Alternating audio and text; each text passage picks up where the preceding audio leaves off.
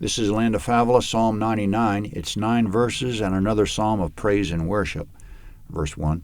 Yahweh reigns, let the peoples tremble. He sits enthroned among the cherubim.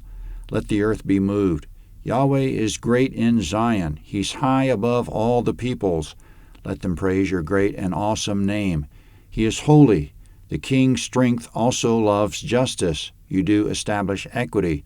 You execute justice and righteousness in Jacob. Exalt Yahweh our God. Worship at his footstool. He is holy. Moses and Aaron were among his priests, Samuel among those who call on his name. They called on Yahweh, and he answered them. He spoke to them in the pillar of cloud. They kept his testimonies, the statute that he gave them. You answered them, Yahweh our God. You're a God who forgave them, although you took vengeance for their doings. Exalt Yahweh our God. Worship at his holy hill, for Yahweh our God is holy.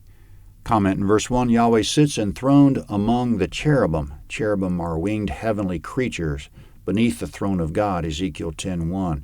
There were 2 of them on the lid of the Ark of the Covenant, 3D gold images of them. God said he would enthrone himself above them, above the Ark, Exodus 25:17-22. So the Ark was something like God's throne on the earth, his throne among the Israelites. The Ark, the tabernacle that housed it, the priesthood, and everything about the tabernacle service were all faint likenesses and illustrations of heaven and the way God redeems his people and fellowships with them, Hebrews 8:4 and 5, and really would have to also cite the entire books of Exodus and Leviticus to get the whole picture. Anyway, that's why verse 1 says Yahweh sits enthroned among the cherubim. In verse 1, because God is on his throne, let the people tremble and the earth be moved. It's also translated, let the earth quake.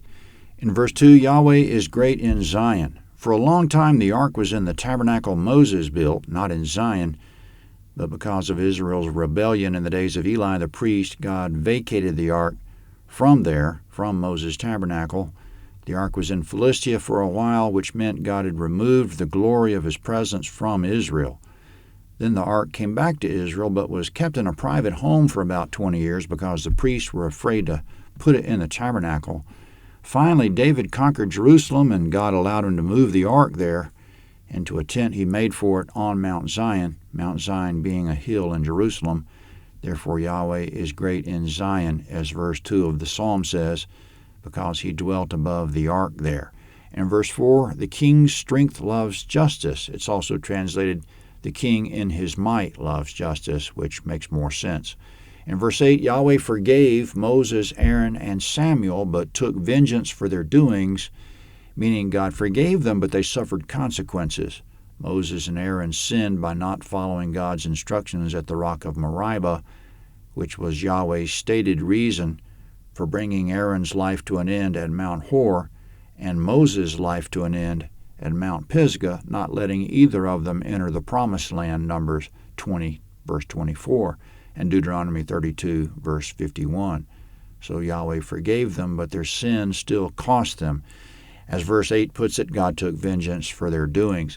Samuel's sin isn't so obvious, or the consequences of it. Maybe his sin was that he publicly honored King Saul after Yahweh had rejected Saul, 1 Samuel 15, 30 and 31. David wasn't mentioned in this psalm, but he's another example that he sinned several times in the matters of Bathsheba and Uriah the Hittite and in taking the census. But even after God forgave him, he put him through some consequences each time, dire consequences. So exalt Yahweh, worship at his holy hill, for he's holy. He makes the people tremble, makes the earth tremble. He loves justice. He won't settle for anything else. And he forgives, but sometimes he makes us pay a steep price. We don't tremble for nothing. Psalm 100 is next.